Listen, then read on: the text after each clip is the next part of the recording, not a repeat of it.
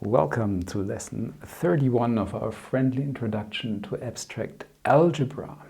In this video we are going to take a closer look at the proof of proposition 30 that we discussed at length in the last video. Here it is again, just to give you a quick reminder. I'm not going to go through all the points separately, but you will see in the proof what they are about. If I tilt my head today in a funny way or I look a bit strangely in the camera, I got new glasses, very focal glasses, and I'm still trying to get used to them, so do not wonder. All right, so we start by proving assertion number 1. X to the m for an integer m is equal to the identity if and only if n, the order of x, the element of this group, divides m. We start with the easy direction, namely we assume that n is a divisor of m. Then by definition this means m can be written as q times n for some natural number q, because clearly, oh no, sorry, it must say z here, the integers, because m might also be negative, so q then must be negative because n is a positive number, but that doesn't matter in the following. So then we have x to the m is x to the q times n. But now by the power rules that hold in any group, we proved them right in the beginning of this course, this can be written as x to the n to the qth power. But since n is the order of x, this here is the identity, and the identity to the qth power is always the identity. So we end up with x to the m is the identity. And here it doesn't matter if q is positive or negative. Remember, e to the minus 3, for example, means take the inverse of e, which is e itself, and raise that to the third power, and this, of course, also remains e. So now for the harder direction, we assume that x to the m is the identity, and we need to prove that then the order of x, n, is a divisor of m. First, I thought it was necessary to argue that in this case m is always greater than or equal to n, but this actually isn't necessary, so you can just forget about that. This would have only been necessary if we wanted this q here to be a natural number, but as I said, this doesn't matter. You can always do division with remainder with m and n, no matter what the relation between them is. This always works in the integers. This is one of the most fundamental properties of the integers. You can always write m as q times n plus r being the remainder. Q is a suitable integer, and r, this is important, is a natural number including 0 that satisfies that it lies between 0 and n. It must be less than n, but it might be 0. And we actually want to show that it is 0 because then n is a divisor of m. So you simply divide m by n with remainder, and then we have, by assumption, x to the m is the identity, but x to the m is x to the qn plus r. And now using the power rules that hold in any group, we can write this as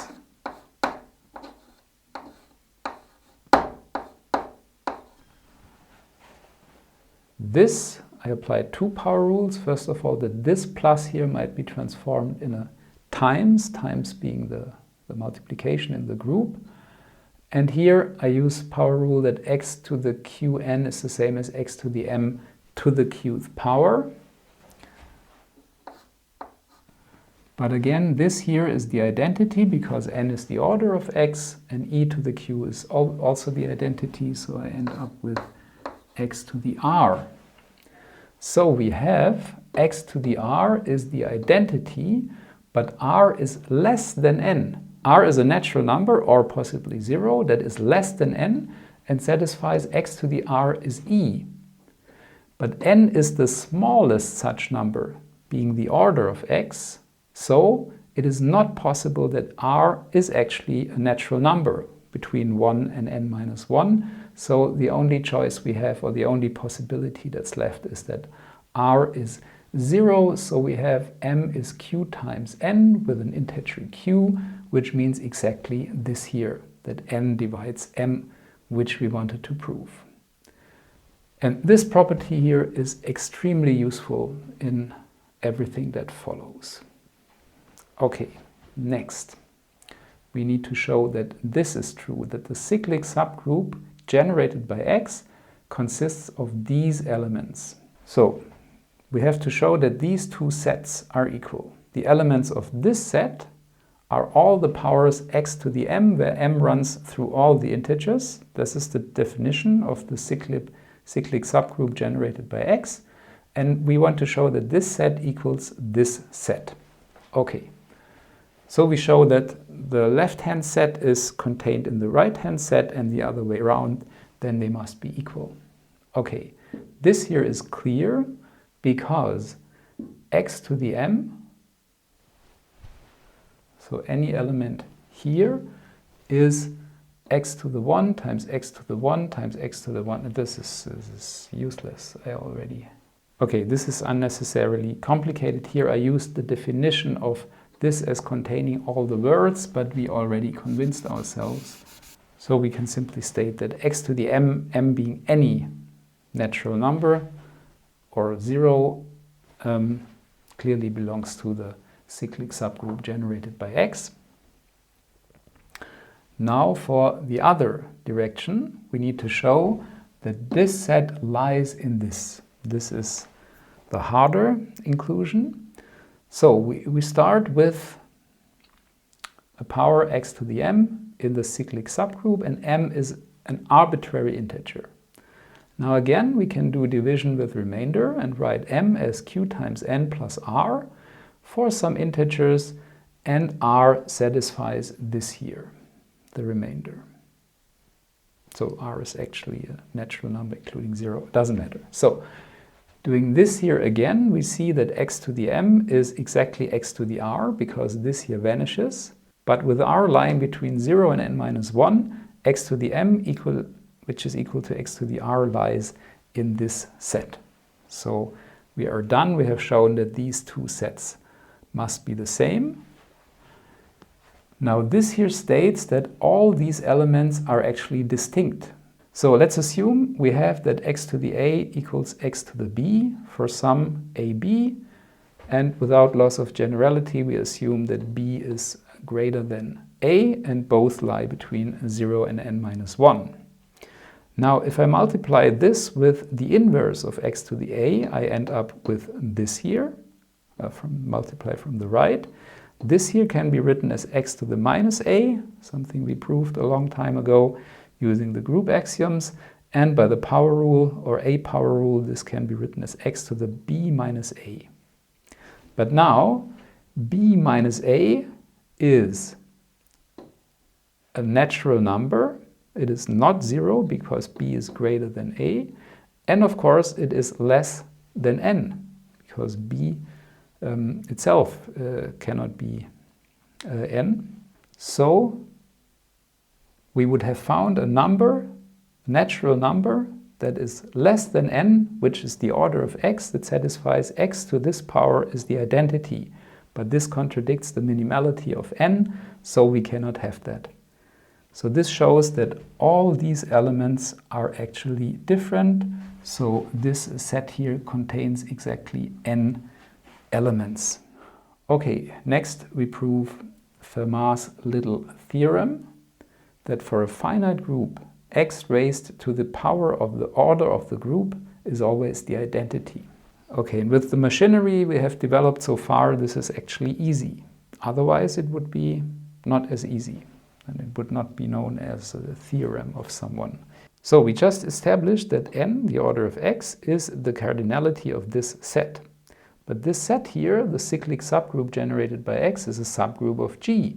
And now Lagrange's theorem implies that the order of this subgroup must divide the group order. But the order of this subgroup is n, so here we have n divides the order of the group, but by property 1, which we just proved some minutes ago. This exactly means that x to this power is the identity, and that's it. Okay, now to establish the formula we have in assertion 4, we have to put in a little more effort. So we have this element x and we raise it to some power x to the k, k being a natural number, and we want to find the order of this element x to the kth power. This we abbreviate with m, and this here, n divided by the GCD of n and k, we abbreviate with m prime, and we want to show that these are the same. And if that's not possible directly for some reason, it's always a nice method to show that one number divides the other and also vice versa. And then they must be the same. If two natural numbers divide each other, it's only possible that they are the same natural number. So we start by showing that m is a divisor of m prime. So first of all, I take a look at k times m prime. This is k times n divided by the GCD. Now I put that here, so we have k divided by the GCD, but GCD means in particular it is a divisor. So k divided by this here is a natural number. So we have that this here is a multiple, a natural multiple of n, and this means that n is a factor of this here, so n divides k times m prime. So by assertion 1 that we just proved, we have that x raised to this power must be the identity. This, by a power rule, can be written as x to the k to the m prime power, primes power, whatever, x to the k to the m prime. And again by 1, this means, because now this here is the identity, that the order of x to the k, which we have here, x to the k raised to m prime is the identity, so the order of this element here must divide m prime. So we use property number 1 2 times here, and we have shown what we wanted to show. Now the other way around, we want to show that m prime is a divisor of m. Now again, almost the same as here, x to the km can be written as x to the k to the mth power. But by definition, this is the identity because m is the order of x to the k. So again, by property 1, n, the order of x, must be a divisor of k times m. So now if you look at it this way, x raised to this power is the identity. So again, by property 1, the order of x, n, must be a divisor of k times m.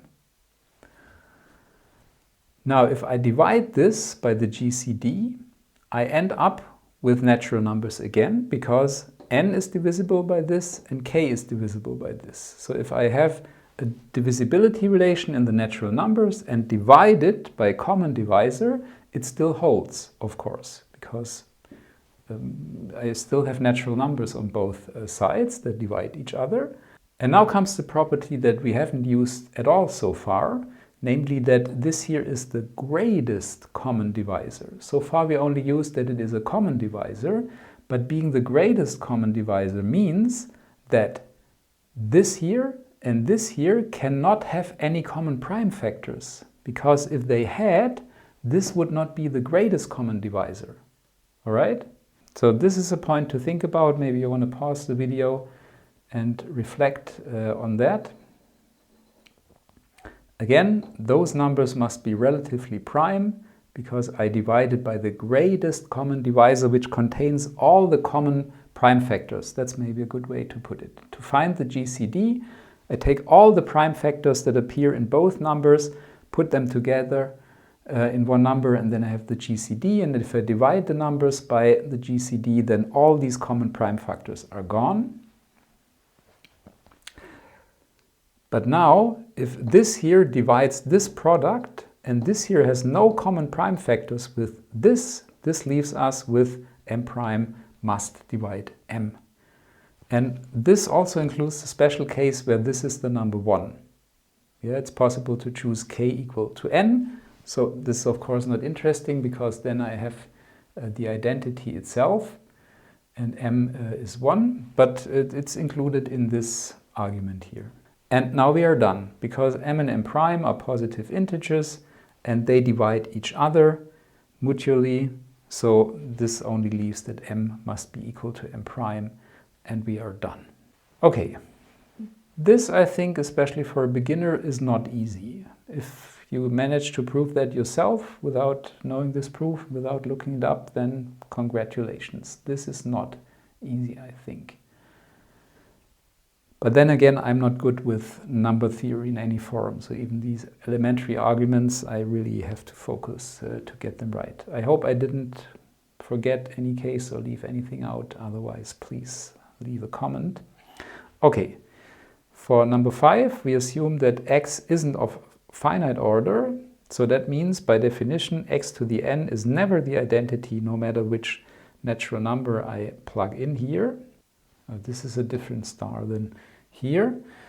So now assume that x to the a would be equal to x to the b, say for b greater than a. This would imply, we did this before in number 2, in the proof of number 2, x to the b minus a would be the identity. But this cannot be true because b minus a would be a natural number, and we assumed that x to any natural number cannot be the identity. That means all these powers must be different. And that means that these powers here, where k runs through all the natural numbers, are all distinct. So there are infinitely many of them, and even more so if I take also the integer powers, because n is a subset of z. So that clearly means that the cardinality of this set here cannot be finite, and this is it. Okay, and this proposition contains really important foundational results for the rest of this chapter.